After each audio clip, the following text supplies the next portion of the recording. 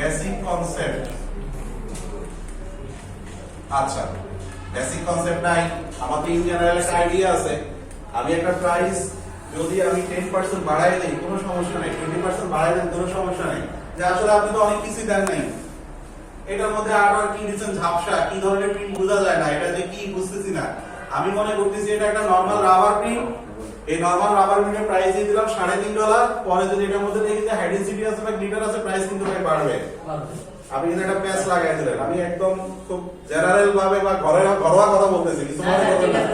এই যে বিষয়টা আপনি মাথায় নিয়ে দিলেন, শেয়ার হলো, তাহলে আমি বাইরে আজ করি।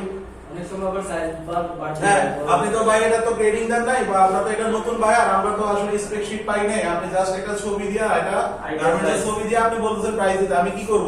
আমি আপনার প্রাইস দিছি নরমাল প্রিন্ট করে। এখন যদি এটা ফটো প্রিন্ট হয়, এটা যদি হাইডেন্সিটি থাকে, এটা যদি এটা থাকে, তাহলে কিন্তু প্রাইস বাড়বে। নরমাল প্রিন্টের প্রাইস $3.5 দিয়ে দিলাম।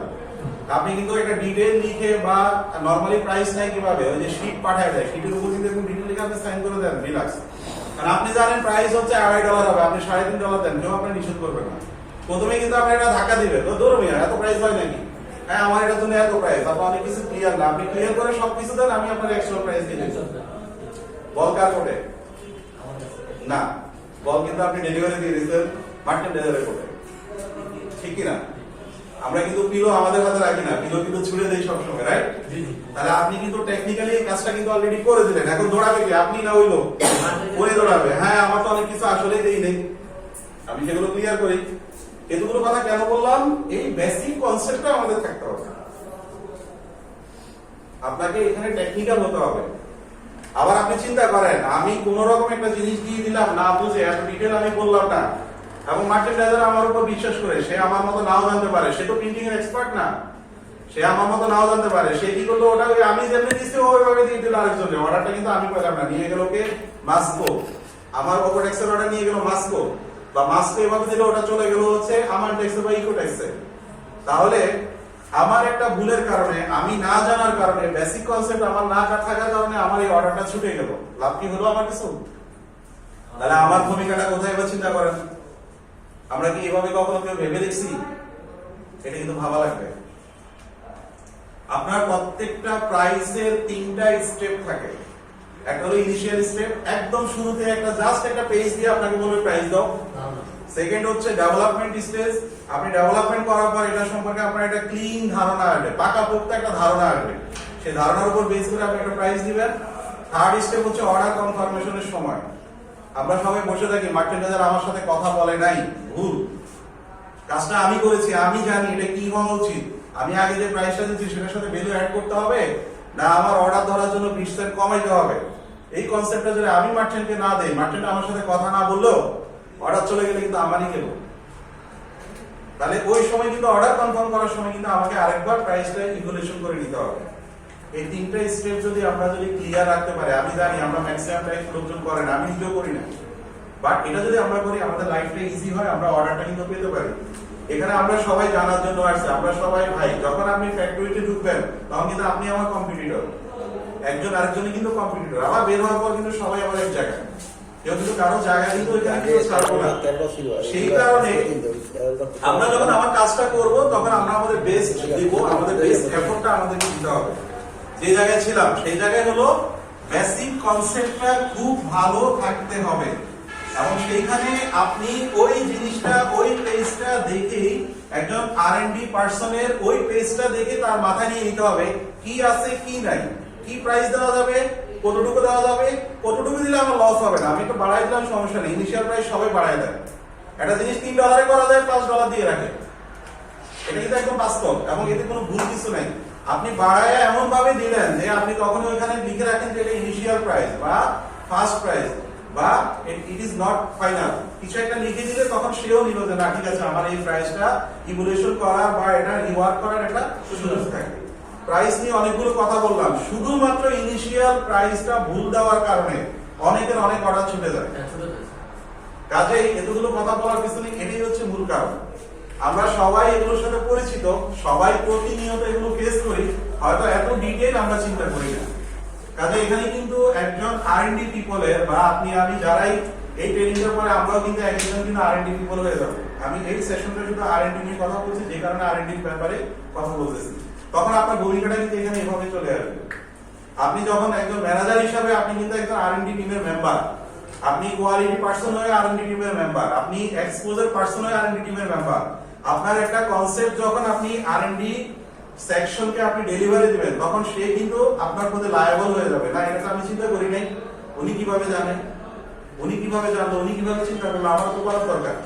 এই যে তাহলে কি কোরিলেশনশিপটা তৈরি হবে। এভাবে আপনি একটা সময় ম্যানেজমেন্টের চোখে পড়ে গেলে আপনি কিন্তু একটা পার্ট হয়ে যাবেন। কথাটা কি বুঝতে পেরেছেন? জি।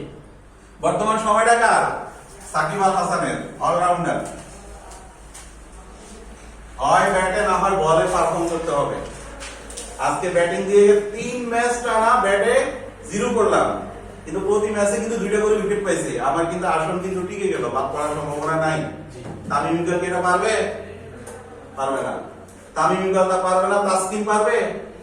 কারণ তাসকিন হলো ব্যাটে কাঁচা, তামিম হলো বলে কাঁচা। কিন্তু সাকিবের কিন্তু এই সম্ভাবনাটা কিন্তু রয়ে গেল। এখনকার সময়টা হচ্ছে অলরাউন্ডার, যেটা আপনি আপনাদের উদ্দেশ্যটা বললেন যে আমি এমব্রয়ডারিটা ভালো পারি, একটু প্রিন্ট পারি, আবার একটু অল ওভারও পারি, আমার চাকরিটা কিন্তু অনেকটা ভালো আরেকজনের চাইতে, আমার চাইতে আপনাদেরটা অনেক ভালো। ঠিক আছে, এখনকার যুগটা কিন্তু এটা, যে একটু প্রিন্ট পারে সে যদি পাশাপাশি এমব্রয়ডারিতে যায়, একটু ওয়াশিংটা জানে, মানে এমন একটা অবস্থা, আমরা এমন একটা সিচুয়েশনে বর্তমান দুনিয়ায় চলে আসছি, সবাই চায় কস্ট মিনিমাইজ করতে। আগে কি ছিল, একটা জামা 3 টাইম ওয়াশের পরে কেউ কিন্তু পরতো না। এখন বায়ার কি চায়? 20 টাইম ওয়াশ। বাংলাদেশে 20 টাইম ওয়াশ এর একটা বায়ার নাম হচ্ছে জ্যাকো। এখন জ্যাকো কিন্তু বুঝে না, সে যে কালারটা দিছে সেই কালারটা হচ্ছে আপনার নিয়ন কালার। সে একটা নিয়ন অরেঞ্জ কালার দিয়ে সে বলতেছে 20 টাইম ওয়াশ টিকাও। অসম্ভবের কিছু না, অবশ্যই সম্ভব। বাংলাদেশ এমন একটা কান্ট্রি, এটা হচ্ছে সব সম্ভবের দেশ। কেন আমরা গার্মেন্টসে ভালো করি? আমি টপিকের বাইরে চলে যাচ্ছি, বাট তারপরে আলাপ করি। আমরা কেন, মোবাইলটা একটু বন্ধ রাখতে হবে, আমরা কেন সব সম্ভবের দেশ বলেন তো একটু? গার্মেন্টস ট্রেড নিয়ে বলেন, ভাইয়া যে কোনো একটা কিছু দিয়ে আপনাকে বলতেছে যে এটা তুমি পারবা, আমরা কিন্তু কখনো বলে এটা পারবো না, এবং ঠিক 1 সপ্তাহ পরে কিন্তু ওটা দিয়ে দিচ্ছি। অন্য কোনো কান্ট্রি কিন্তু এটা করে না। We have a lot of alternation of option. Buyer যেটা দিচ্ছে একুরেট সেটা না হলো, আমি এমন একটা অপশন দিচ্ছি সে কিন্তু পছন্দ করে ফেলবো। এটা আমরা এত দ্রুত পারি, এত ভালোভাবে পারি, যেটা গার্মেন্টস ট্রেডে আজকে আমাদের অবস্থাটা এরকম। এবং আমাদের ওয়ার্কার কস্টটাও অনেক কম, এটা একটা বিষয় আছে। আর সবকিছু আমরা দিতে পারি, যে কারণেই কিন্তু যত সমস্যা হোক, যত কিছুই হোক, আমাদের এই ট্রেডটা বা এটা বাংলাদেশ থেকে চলে যাওয়ার সম্ভাবনা কিন্তু খুব কম। এটা হচ্ছে একটা কারণ। যাই হোক, আমি অলরাউন্ডার ওই প্রসেসে বা ওই জায়গায় ছিলাম। আমরা আর&ডি লক্ষ্য উদ্দেশ্য, একজন লোক আর&ডি তে থাকতে হলে তার কোন কোন জায়গাতে ফোকাস করতে হবে, এই বিষয়গুলো নিয়ে আলোচনা করেছি। এই বিষয়ে কথা বলতাম। জি, যে প্রাইসিং ক্ষেত্রে দেখা যায় বাইনোস থেকে যে স্যাম্পল বা যে ডেভেলপগুলো আমাদের কাছে দেয়, তো দেখা যায় যে তারা বিভিন্ন ফ্যাক্টরিতে দিয়ে রাখে। তো মার্চেন্ট টিম যখন তারা প্রাইসটা দেয়, অনেক সময় দেখা যায় যেখানে তারা খুব কম প্রাইস যেখানে পায় সেখানে তারা কিন্তু ডেভেলপটা করে দিয়ে দেয়। তো সেক্ষেত্রে কিন্তু প্রিন্টের প্রাইস যদি আমাদের কম বেশি হয়, মার্চেন্টরা যদি কোনো ধরনের আপ ডাউন করে, তো সেক্ষেত্রে তো আমাদের একটা প্রত্যেকটা ক্ষেত্রে তো আমাদের একটু নিচে থেকে যেতেছে মার্চেন্ট টিমের কাছ থেকে। যে আমরা যদি একটা প্রাইস দেই, দেখা যায় আমাদের কাছে কম হয়, তাহলে তারা দেখা যায় যে আবার আমাদের থেকে এক্সপোর্ট হয়ে তারা $1 বা যেটা পার্সেন্টেজ ওরা কম বেশি করে দিয়ে দিতেছে। তো অনেক সময় এইগুলোর মধ্যে বাধা বিপত্তি আসে, কিন্তু এটা এড়িয়ে যাওয়ার সমাধান মার্চেন্ডাইজারের যে ব্যাপারটা, সেই ব্যাপারটা হলো যে সিএমটা থাকে, সেই সিএমটা আসলে একটা স্পেসিফিক জিনিস থেকে নেওয়ার সুযোগ কিন্তু খুব কম। যেই জন্য ওরা প্রফিটটা কিভাবে করে, আদার্স যে অ্যাকসেসরিজ, প্রিন্ট এমব্রয়ডারি কিন্তু one kind of accessories, one kind of accessories আমরা সাপ্লাই চেইন বা সাপ্লায়ার থেকে যেই জিনিসগুলো নেয় ওগুলোর উপর তারা কিন্তু বাড়ায় কিছু প্রফিট রাখে। সেই প্রফিটটা কি জন্য রাখে? টোটাল ওভারঅল গার্মেন্টসটার উপরে যেন কোনো সমস্যা না হয়। সিএমটা কিসের উপর বেস করে? শুধু সুইং এর ভ্যালুটা কিন্তু সিএম। এখন সুইং এর ভ্যালু আপনারা সবাই জানেন যে একটা লেআউট দিতে হয়তো কম করে হলো 30টা 35টা মেশিন লাগে। এখন অন টাইমে কিন্তু ওইটার জন্য তো একটা ভ্যালু আছে, যেটা সিএম আমি বললাম। অন টাইমে কি করলো, ওই সুইং লাইনে ধরেন আপনার একটা 3000 পিসের অর্ডার বের করার জন্য তার বরাদ্দ হচ্ছে মাত্র সে 1000 ঘন্টা। 1000 ঘন্টা মানে হলো প্রতিদিন 8 ঘন্টা করে একজন ওয়ার্কার ইকুয়েশন করে এটা সে 3 দিনের জন্য একটা লাইন দিল। এখন ওটা চলে গেল 8 দিন, কি কারণে? ফেব্রিক পান নাই। ফেব্রিক পাইছেন, আমরা সবাই এগুলোর সাথে পরিচিত, তারপরে বলছি ফেব্রিক পাইছেন এবং এই প্রিন্টার বা এমব্রয়ডারি অ্যাপ্রুভাল নাই, ওদিকে কিন্তু সুইং লাইন কিন্তু দেওয়া। আচ্ছা গেল ফেব্রিক আসছে একটা 1500 পিসে 3000 পিসের মধ্যে 1500 পিস আসছে, ওদিকে কিন্তু ইও নাই, শিপমেন্ট ডেটও নাই। তাহলে কি করব? আমি জানি লাইনটা ভাঙবে, তারপর লাইনটা দিলাম, তাহলে সিএম কি এই জায়গায় থাকবে? সিএম কস্ট বেড়ে গেল, সেই টাকাটা কিভাবে ঢুকাবে? ওই যে প্রিন্টের উপরে যে $1 সে বেশি নিল, এমব্রয়ডারির উপর যে বেশি নিল, ওই টাকা থেকে এটা সে রিকভার করে। এখন অন টাইমে শিপমেন্ট হয়ে গেছে, আপনার কিন্তু একটা অপরচুনিটি আছে। আপনি একটা কস্ট দেখায় বা আপনি দেখলেন যে হ্যাঁ কোনো কারণে আপনার প্রিন্টের কস্ট বেড়ে গেল, কি কারণে? ম্যাক্সিমাম টাইমে হচ্ছে অন টাইমে আমরা ফেব্রিক পাই না, তখন আপনি মার্চেন্ডাইজারে পুশ করেন যে ভাই আপনি তো হাতে কিছু রাখছেন, আমার 20% বাড়াইয়া দেন, এটা কিন্তু আপনারা দিন, এটাই কিন্তু আপনার লাভ। প্রশ্নের উত্তর কি পাওয়া গেছে? এটা এভাবে নিতে হবে। আর আমরা যদি মনে করি থাকি মার্চেন্ট যেটা প্রিন্টের জন্য প্রাইস ধরছে বা এমব্রয়ডারির জন্য যেটা প্রাইস ধরছে সেটা পুরোটাই আমাদের দিয়ে দিবে, আমরা যতই শাউটিং করি এটা ভুল। এটা মালিক খুব ভালো জানে, মার্চেন্ডাইজার খুব ভালো জানে, জিএম সাহেব খুব ভালো জানে, এই জন্য কেউ চাপাচাপি করে না। ক্লিয়ার কনসেপ্টটা? এবং এইটা যে ধরতেছে ওরা, এটা কিন্তু লিগ্যাল। আমরা অনেকে যে রাগ করি যে হ্যাঁ আপনি ধরছেন $1, আমার এই 90 সেন্ট দেন বা 70 সেন্ট দেন, বাকিটা দেন না, এটা ঠিক না। আমরা অনেক সময় হাউতাশ করে রাগ করি, কিন্তু ওটার পিছনে মূল কারণটা হচ্ছে এটা, সেটা আমি বললাম। কারণ এটা চাইলে যদি কোনো ধরনের কোনো ডেপ্রিসিয়েশন, ডিসকাউন্ট বা কোনো কিছু ওভার কস্ট না হয়, তখন মার্কেটে চাইলে এখান থেকে কিছু টাকা দিয়ে দিতে পারে। ওটা আমি নিতে যদি পারি তখন হচ্ছে ওটা আমার ক্রেডিট।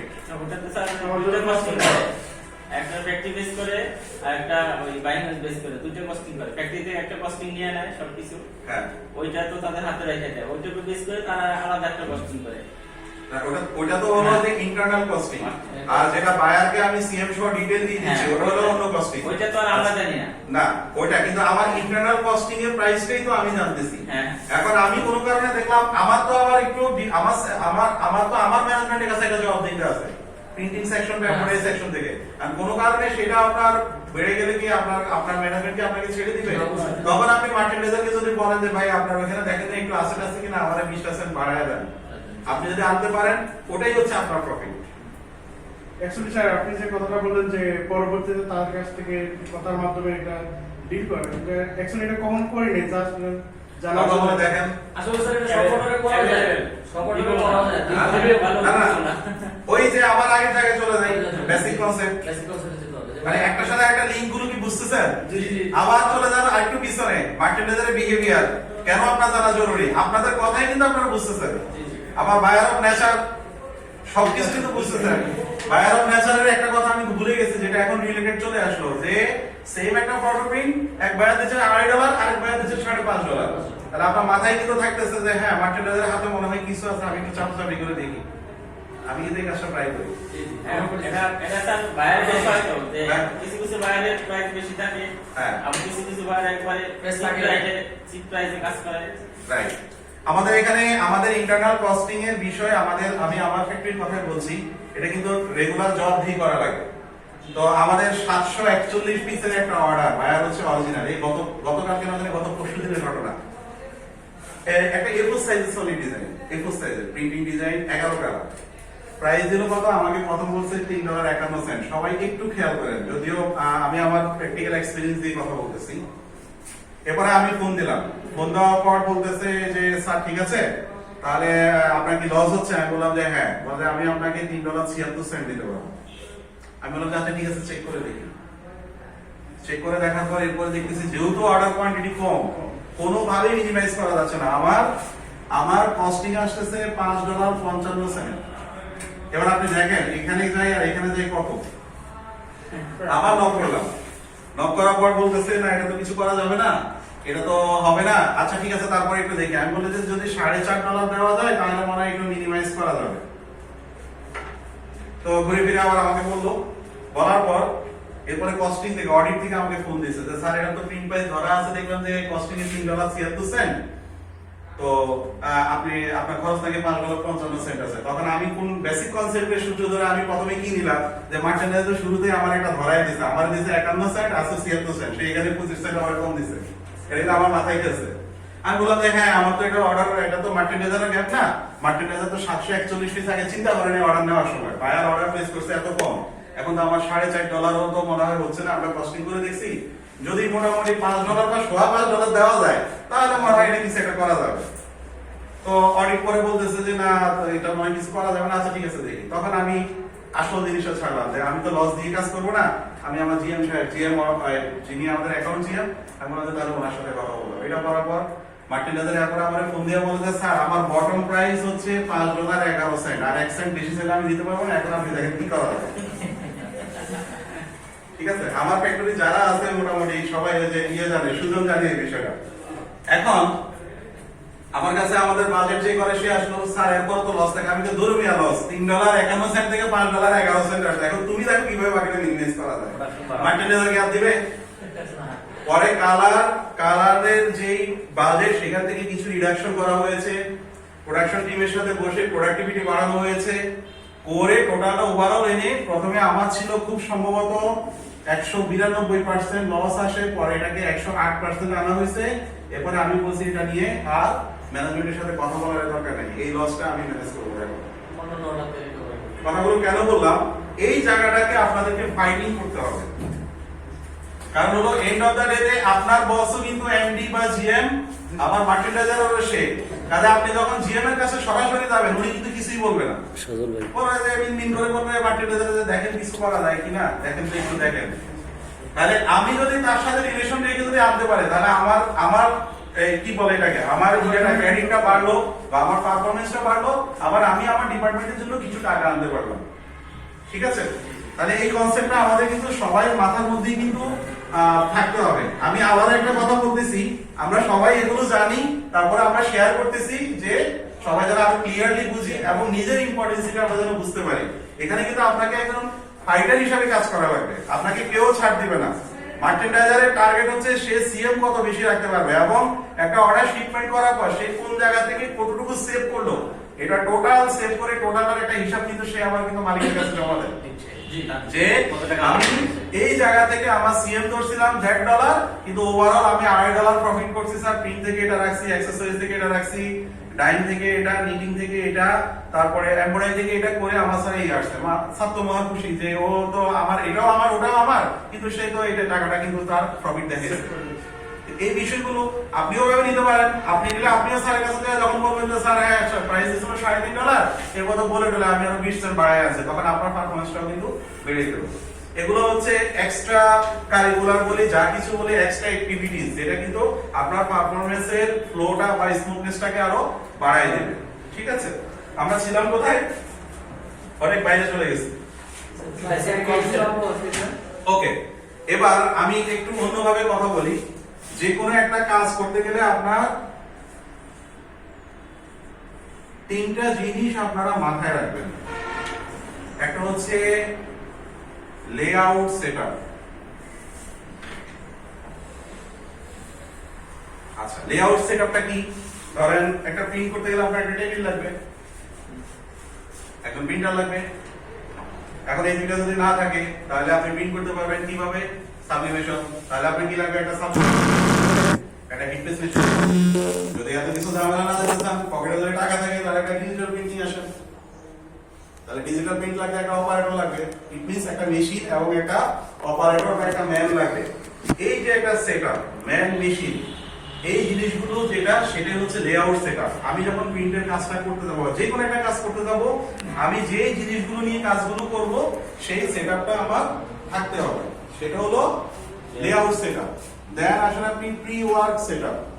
আমার ফ্যাক্টরিতে যে স্যাররা এখানে আছেন তারা এই কথাগুলোর সাথে খুব ভালোভাবে পরিচিত, কিন্তু একটু অন্যভাবে। প্রি ওয়ার্ক সেটআপটা কি? প্রথমটা ছিল হচ্ছে লেআউট সেটআপ, যেটা আমি অলরেডি আপনাদেরকে ধারণাটা দিয়েছি এবং এটা অনেকে এম শব্দের সাথে পরিচিত, man, machine, manual, materials like that, এইভাবে।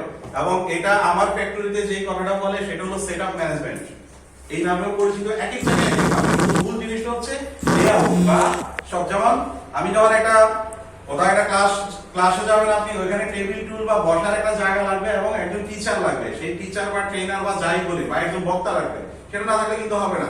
সেই বক্তা কিন্তু আপনাকে ভিজুয়ালও হতে পারে, মানে হচ্ছে অডিও হতে পারে, ভিডিও হতে পারে, সরাসরি হতে পারে, যে কোনো কিছু হতে পারে, লাইক দ্যাট।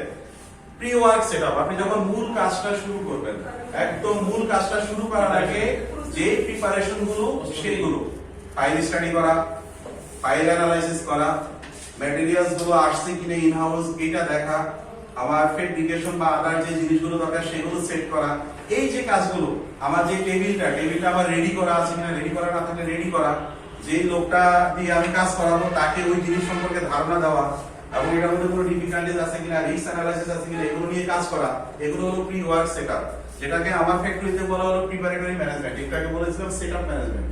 এটা হলো প্রি ওয়ার্ক সেটআপ, বা এই সেটআপটা আপনার কাজের জন্য খুব ইম্পর্টেন্ট, প্রি ওয়ার্ক সেটআপ। আর লাস্ট যেটা, সেটা হলো ফাইনাল ওয়ার্ক বা মেইন ওয়ার্ক সেটআপ, যেটাকে আমাদের ফ্যাক্টরিতে বলে অনলাইন ম্যানেজমেন্ট। আমি যখন আমার মূল কাজটা যখন শুরু করব, সেই কাজ করার সময় কিছু কিছু জিনিস আছে যেটা ম্যাক্সিমাম কাজগুলো হচ্ছে কোয়ালিটি অ্যাসপেক্ট থেকে, সেই কাজগুলো হচ্ছে ফাইনাল ওয়ার্ক সেটআপ বা মেইন ওয়ার্ক সেটআপ। তাহলে আপনি যে কোনো ধরনের একটা কাজ যখন করতে যাবেন, আপনাকে এই তিনটা জিনিস সবসময় মাথায় রাখতে হবে। এই তিনটা জিনিস মাথায় ধরে যখন আপনি কাজটা করবেন, আপনি প্ল্যানটা করবেন, আপনার সাকসেসফুল, মানে 100% সফল হওয়ার সম্ভাবনা খুব বেশি এই তিনটা জিনিস নিয়ে কাজ করা, এটা আপনারা মাথায় রাখবেন। এবার আমি মূল পয়েন্টে আসি। ডেভেলপমেন্টের শুরু হয় কি দিয়ে? একদম শুরুর প্রথম কাজটা কি? একদম প্রথম কাজ ফাইল প্লাস আর্টওয়ার্ক রিসিভ করা।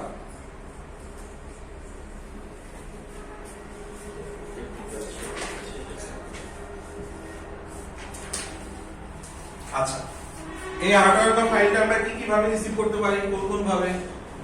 বিভিন্ন ভাবে করতে পারি। বেশিরভাগ সময় হচ্ছে মেইল। এখন আর্টওয়ার্ক বা ফাইল রিসিভ করলে কি কি কনসেপ্ট, এটা একটু আগে বলেছি, কোন বায়ার কোন মার্কেন্ডাইজার থেকে আসলো, কিভাবে আসলো, ইত্যাদি ইত্যাদি। কেউ আর্টওয়ার্ক দিবে কি, আপনার একটা পিডিএফ ফাইল দিয়া, পিডিএফ ফাইল থেকে বলে ডিজাইন করো। আর কিছু বায়ার এখনো বর্তমান যুগে আছে, অবাক করার বিষয়, সে আপনারে একটা মানে নরমাল একটা পিকচার দিয়ে বলে ওটা থেকে করো।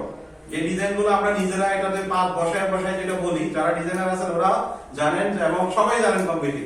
এখনো কিন্তু বর্তমানে এই আধুনিকতার যুগে অনেক সময় পাত বসায় কিন্তু ডিজাইন করা লাগে। এখন কিছুই করার নাই, কারণ আপনি কিন্তু অর্ডারটা নিতেছেন, আপনি কিন্তু কিছু টাকা পাবেন। এই জন্য আমরা যত চিল্লাচিল্লি করি, ডিজাইনাররা সবসময় চায় সব কিছু কিন্তু পিএইচডি ফরম্যাটে আসবে, কিন্তু যথারীতি পাওয়া যায় না। তাহলে ফাইলগুলো আমরা মেইলের মাধ্যমে রিসিভ করতে পারি, কোনো সময় হোয়াটসঅ্যাপে রিসিভ করি, কোনো সময় উই ট্রান্সফারে, ফাইল যদি বিগ ফাইল হয় উই ট্রান্সফার বা পেন ড্রাইভে করে অনেকে দেয়, আবার হচ্ছে আপনার শেয়ারের মাধ্যমে দেয়। তারপরে